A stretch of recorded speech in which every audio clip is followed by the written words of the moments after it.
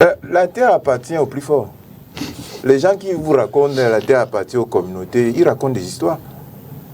Si vous êtes ici au Cameroun, vous décidez que cet immeuble Kassap, qui est de notoriété publique, appartient à tel individu ou à telle famille, que vous vous en accaparez.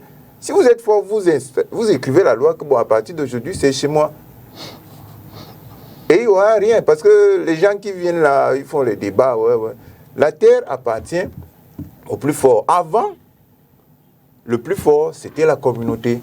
C'est-à-dire que l'Afrique a inventé le meilleur moyen d'exploiter la terre. C'est-à-dire que la propriété est collective, l'exploitation est écologique, et ça se transmet de génération en génération.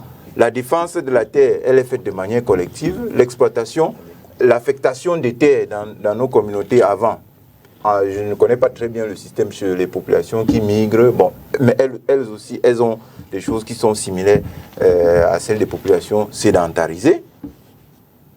On prend un espace en commun, on se répartit l'espace en fonction des besoins de chacun.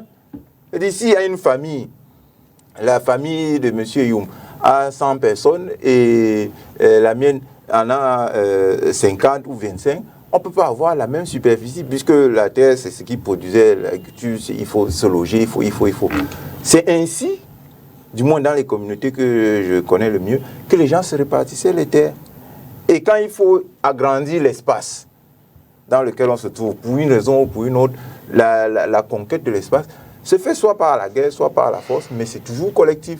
Ça se fait par la diplomatie. Moi, je suis originaire d'un village, par mes parents, par mon père, je suis originaire d'un village qui s'est établi par la diplomatie, avec des gens qui ne sont pas graphiques comme nous, à la frontière d'une CAM.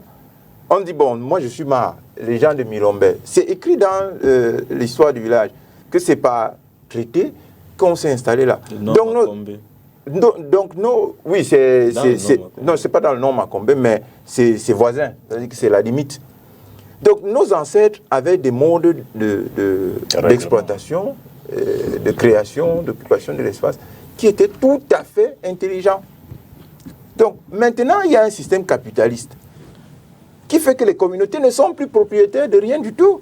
Puisque les gens qui accaparent les terres, là, ce sont souvent des enfants aussi du village. Ce n'est pas toujours des gens venus d'ailleurs. Tout à fait. Vous ne pouvez pas rentrer dans un village et vous installer, machin, si vous n'avez pas la complicité.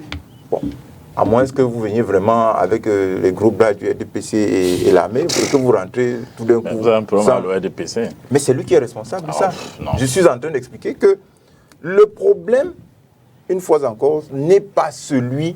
Il ne manque pas de terre. On est combien? Prenons l'estimation la plus haute, même 35 millions.